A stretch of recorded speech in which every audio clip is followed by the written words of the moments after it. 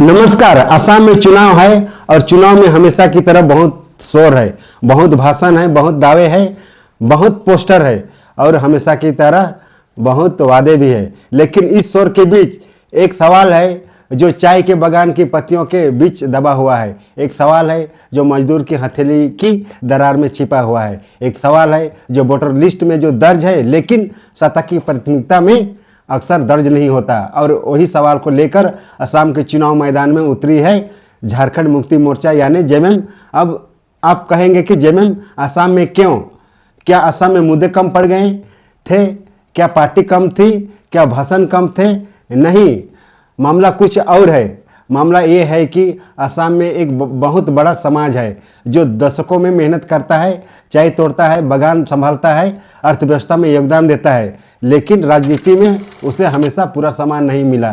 तो आज की वीडियो में हम यही समझेंगे कि जेएमएम असम में किस मुद्दे को लेकर चुनाव मैदान में उतरी है और क्या यह सिर्फ चुनाव लड़ने आई है या एक भूली हुई आबादी को राजनीति के केंद्र में लाने की आई है। वीडियो अंत तक देखिए क्योंकि यह कहानी सीटों की नहीं, सिस्टम की कहानी है। असम में जेएमएम की एंट्री को लेकर अगर आप सिर्फ एक और पार्टी चुनाव लड़ रही है समझ रहे हैं तो आप राजनीति को बहुत ऊपर ऊपर से देख रहे हैं। जेएमएम का असम में उतरना दरअसल एक संकेत है, एक राजनीतिक संदेश है, क्योंकि जेएमएम कोई सामान्य पार्टी नहीं है। उसकी पूरी राजनीति की रीढ़ रही है आदिवासी समाज, जल जंगल जमीन, हाशिए पर खड़े लोगों की आवाज़। और असम में भी एक ऐसा ही समाज है जो संख्या में बड़ा है, मेहनत में बड़ा है, लेकिन प्रतिनिधित्व में अक्सर छोटा कर दिया जाता है। मैं बात कर रहा हूँ टी ट्राइब समाज की, उन परिवारों के जिनके पुरखे कभी झारखंड, बिहार, उड़ीसा, छत्तीसगढ़ जैसे इलाकों से असम के चाय बागानों में काम करने के लिए लाए गए थे। अब जरा सोचिए, जो लोग पीढ़ियों से असम में हैं, जो असम की चाय उद्योग की रीढ़ है, जो असम की अर्थव्यवस्था का हिस्सा है, क्या वे असम की राजनीति के भी उतने ही केंद्र में है? यह सवाल है और जेएमएम इसी सवाल पर चुनाव लड़ रही है। जेएमएम का सबसे बड़ा मुद्दा है टी गार्डन मजदूर। असम की चाय दुनिया में जाती है, ब्रांड बनती है, निर्यात होता है, कहानी बनती है, गौरव बनता है, लेकिन उस चाय को तोड़ने वाली औरत, उस चाय को ढोने वाले मजदूर, उस चाय बागान में का पालने वाला बच्चा, उसकी कहानी कौन सुनता है? यही जेएमएम का पहला और सबसे बड़ा मुद्दा है। टी गार्डन मजदूर का जीवन, जेएमएम का यह कह रही है कि चाय उद्योग की चमक के पीछे एक अंधेरा भी है और वो अंधेरा है कम मजदूरी, कम सीमित अवसर, शिक्षा की कमी, स्वास्थ्य सुविधाओं की कमी और सम्मान की कमी। हेमंत सोरेन और जेएमएम के नेताओं ने प्रचार में बार बार यही सवाल उठाया है कि जो समाज असम की पहचान बनाता है क्या उसे उसका हिस्सा मिला? यह सवाल सिर्फ चुनावी नहीं है, यह नैतिक सवाल है। चाय की प्याली में स्वाद दिखता है लेकिन उस स्वाद के पीछे मजदूर की जिंदगी का कड़वापन नहीं दिखता। यही जेएमएम का नैरेटिव है।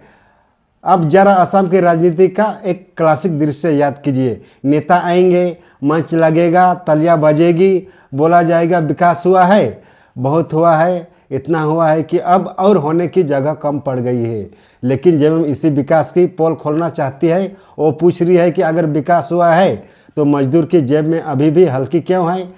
यह सीधा हमला है और असरदार हमला है, क्योंकि गरीब आदमी जीडीपी नहीं समझता, वही अपनी थाली समझता है, वही अपने बच्चे की फीस समझता है और वह दवा की बिल समझता है, वह महीने के अंत में खाली जेब समझता है। और जेएमएम कह रही है कि चुनाव को भाषण से निकाल कर रसोई तक लाओ, क्योंकि वही असली राजनीति होती है।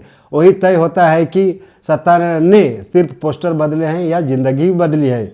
अब आते हैं उस मुद्दे पर जिससे किसी गरीब परिवार की सबसे बड़ी असुरक्षित जुड़ी होती है, जमीन। आप दशकों से कह रही है कि आपके बच्चे वही बड़े हुए हो, आपकी यादें वही है, आपके कब्र और खेत वही हो, लेकिन अगर कागज़ में आपका नाम नहीं है तो आप पूरी तरह सुरक्षित नहीं है। टी गार्डन इलाकों में रहने वाले हजारों मजदूर के लिए जमीन और पट्टा का सवाल सिर्फ कानूनी मामला नहीं है, यह सामान और सुरक्षा का सवाल है। असम सरकार ने टी गार्डन परिवार को भूमि अधिकार देने का दिशा में एक कदमों और कानून की बात की है, लेकिन जेएमएम कह रही है कि घोषणा और ज़मीनी सच्चाई में फ़र्क है और यही फ़र्क चुनावी मुद्दा बन रहा है, क्योंकि चुनाव में जनता अब सिर्फ यही नहीं पूछ कि आपने क्या कहा, वो यह भी पूछती है कि जो कहा वो जमीन पर दिखा भी है या नहीं। जेएमएम इसी कागज बनाम हकीकत के बीच अपनी राजनीति खड़ी कर रही है। अब आप सोच रहे होंगे कि ठीक है, मजदूर का सवाल है, जमीन का सवाल है, लेकिन क्या सिर्फ यही है? नहीं, इस चुनाव में जेएमएम का सबसे गहरा कार्ड है पहचान। और पहचान की राजनीति को अगर आप हल्के में लेते हैं तो आप भारतीय चुनाव को समझ नहीं पा रहे हैं। क्योंकि रोटी जरूरी है लेकिन सम्मान भी जरूरी है, रोजगार जरूरी है लेकिन पहचान भी जरूरी है, विकास जरूरी है लेकिन आवाज़ भी जरूरी है। जेएमएम का यह कह रही है कि टी ट्राइब और आदिवासी समाज को सिर्फ वोटर की तरह नहीं दिखाया जाना चाहिए, उन्हें निर्णय लेने वाली राजनीति में भी जगह मिलनी चाहिए। यह बहुत बड़ा सवाल है, क्योंकि सिर्फ लोकतंत्र वोट डालने की नहीं है। लोकतंत्र का मतलब जिसके नाम पर राजनीति होती है उसकी आवाज़ भी राजनीति में सुनी जाए। और जब जेएमएम का यही कहती है कि अपनी राजनीति की आवाज़ बनाइए, तो वह सिर्फ वोट नहीं मांग रही होती, वह एक सामुदायिक चेतना जगाने की कोशिश कर रही है। अब चुनाव में सिर्फ बड़े सिद्धांत नहीं चलते, चुनाव घर के भीतर बीते होती है, रसोई में भी, बच्चों की पढ़ाई में, दवा की पर्ची में, महिलाओं की आर्थिक स्थिति में। और जेएमएम यह समझती है, इसलिए जेएमएम ने असम में महिलाओं के लिए आर्थिक सहायता जैसे वादे भी सामने रखे हैं। अब आप इसे ध्यान से समझिए, यह सिर्फ स्कीम नहीं है, यह संदेश है। संदेश की यह है कि राजनीति सिर्फ मंच की नहीं, घर की भी होनी चाहिए। जेएमएम की कोशिश है कि टी ट्राइब समाज की महिलाओं, गरीब परिवार और मजदूर घरों को सीधे चुनावी विमर्श में लाया जाए, और यह राजनीति आज की राजनीति में बहुत असरदार भी होती है। अब सबसे ईमानदार सवाल, क्या जेएमएम असम में सरकार बनाने आई है? सीधा जवाब नहीं। लेकिन क्या जेएमएम असम की राजनीति का हिसाब बदलने आई है? इसका जवाब होता है हाँ, क्योंकि राजनीति में हर पार्टी सत्ता लेने नहीं उतरती। कुछ पार्टियां समीकरण बिगाड़ने, मुद्दे बदलने और दबी हुई आवाज़ को चुनावी बहस में लाने भी उतरती है। जेएमएम शायद यही कर रही है। वो कह रही है, अगर आप हमें सत्ता नहीं भी दें तो कम से कम इस समाज की आवाज़ को अनसुना मत कीजिए।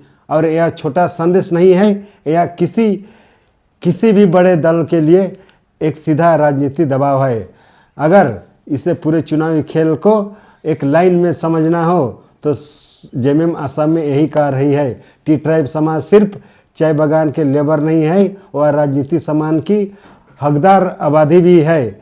यह लाइन चुनावी भी है, भावनात्मक भी है और राजनीति भी है, क्योंकि जब कोई पार्टी हक, सम्मान, पहचान, प्रतिनिधित्व इन चारों को एक साथ जोड़ देती है तो वह सिर्फ चुनाव नहीं लड़ती और नैरेटिव भी बनाती है।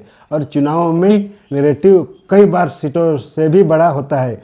अगर एकदम सब भाषा में समझे तो जेएमएम असम में इन मुद्दों को लेकर चुनाव मैदान में उतरी है। असम का निवासी